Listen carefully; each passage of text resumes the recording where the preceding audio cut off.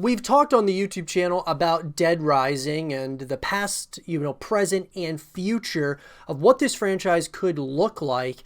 And I want to talk, guys, in this segment of the show about Dead Rising 5 in particular, the, anticipated continuation of the Dead Rising franchise and everything that we know so far about the title and everything, guys, from the rumblings, the speculation that's going around about Dead Rising, the question marks around if this title is even going to happen. And I think what we need to do, guys, is really talk about where we were in Dead Rising, from the past perspective to where we are now and, how we can maybe predict what's going to happen in the future. So let's talk about it. So first and foremost, guys, the most important way for us to discuss whether or not a game or a franchise is going to get a continuation or not is, typically speaking, we've talked a lot that there are always going to be one of two things that could go right or wrong for a franchise in order for it to have a continuation of some sort or another.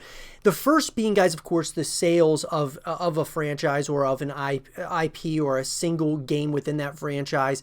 The sales, guys, at the end of the day, it really all comes down to money. So for these studios and, the developers, the publishers, they want to make money, obviously, guys. And so that's what really comes down to is the bottom line. So if that looks good, that's kind of the first step. Secondly is the reception around the title. Is it getting good reception, bad reception, or is it just kind of mediocre? A lot of those things as well can really play a part in getting a continuation or not. So the way that we have to look at this, guys, is the latest game or, the latest main addition to this franchise was Dead Rising 4, which was released in December of 2016, guys. Now, as far as the reception is concerned, which is, of course, one of the two things that could really dictate whether you're going to get a continuation or not, the reception was mixed or average reviews from critics, this is all coming to us according to review aggregator Metacritic. So Metacritic, guys, has it at a 74 out of 100 on PC, PS4 a 72 out of 100, and the Xbox One is 72 out of 100. Destructoid give it a 7.5 out of 10, Game Informer 8.75 out of 10, GameSpot 7 out of 10, IGN 8.1 out of 10. That's pretty good. I mean, it's not terrible, certainly above average, if you ask me. I think that when we look at that, that'll do, guys, for without a doubt. That is certainly, those numbers are pretty good. I mean, you're above 500, and I think that, when you look at that, I see, definitely this game could get a continuation based on the reception alone.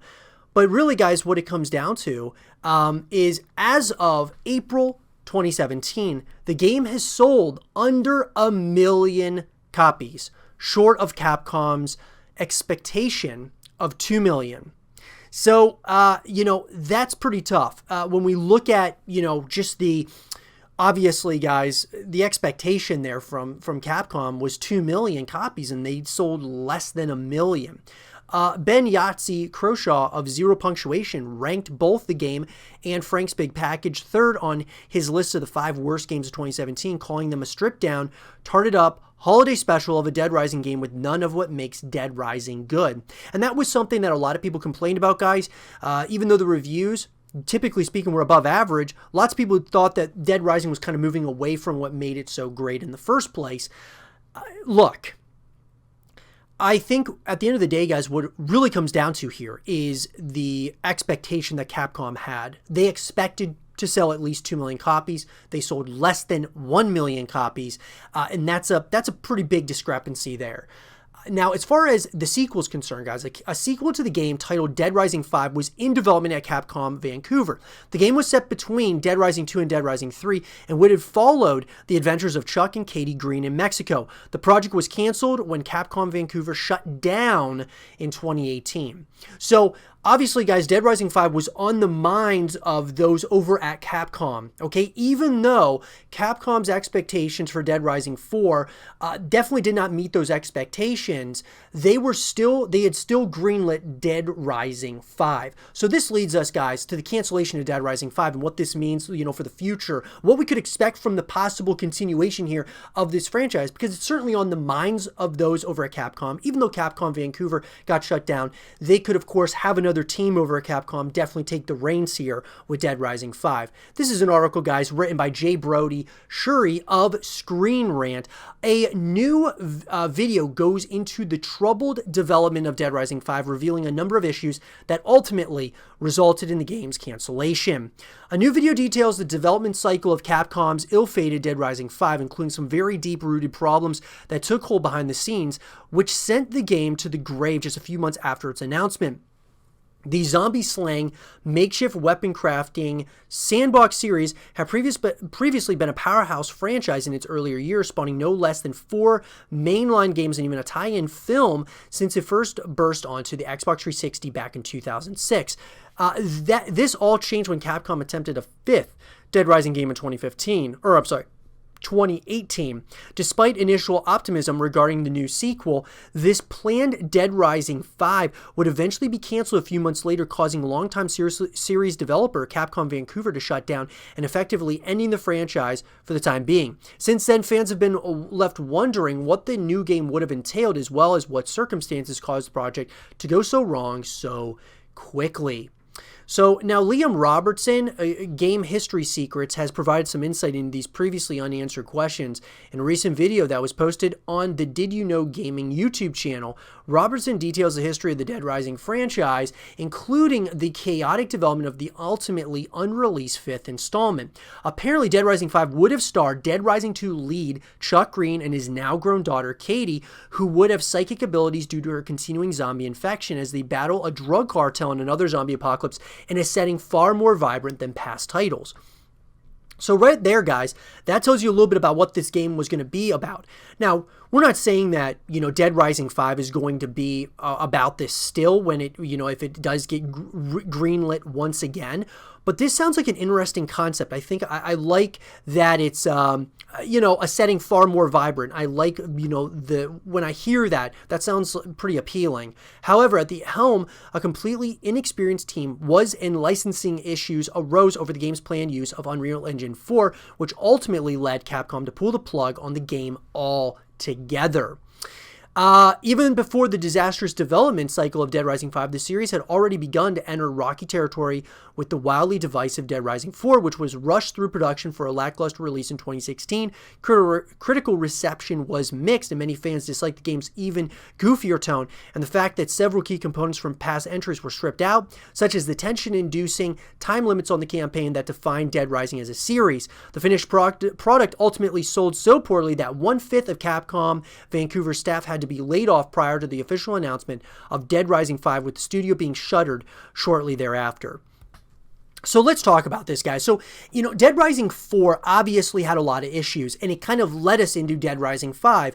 Capcom, what they should have done, in my personal opinion, would have been to kind of really, pump the brakes on the Dead Rising franchise and really kind of almost, build a new team there, because obviously what they were doing with Dead Rising 4 was not working. They almost needed to really just kind of cut ties with certain elements of that team and what was going on over there, and kind of just take their time rebuilding the franchise and kind of building a solid game off of, pretty much the past 3 entries, not so much Dead Rising 4, that is, and kind of change things, in a major way, and kind of go from there. I feel that, obviously when we talked about the sales, so it didn't meet Capcom's expectations. So that right there should have led Capcom to say, okay, we need to pump the brakes on this franchise right now. We're doing something wrong. We need to kind of evaluate and go from there.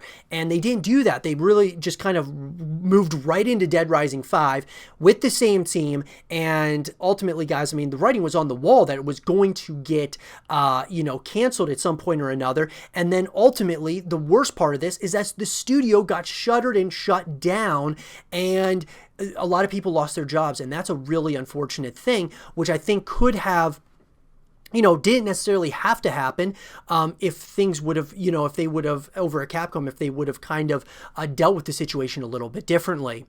This certainly would have helped the game's ultimately ill-fated development cycle, so it may be the best that it simply never came to fruition. Perhaps Dead Rising 5 could have turned the series around due to its more colorful setting and interesting story, but the project was sadly not to be. One day can be hoped the Dead Rising franchise might be rebooted to new success. For now, though, all fans can do is check out the story of the troubled Dead Rising 5, a saga that has seemingly killed off Capcom's once well-regarded series with a blow that not even the undead could weather. So look, guys, here's the thing. At the end of the day, do I think that Dead Rising will return someday? Absolutely. I just think that they got to get fresh, some different, creators in there, different, a different team in there that has a fresh idea on Dead Rising and the direction that they can take.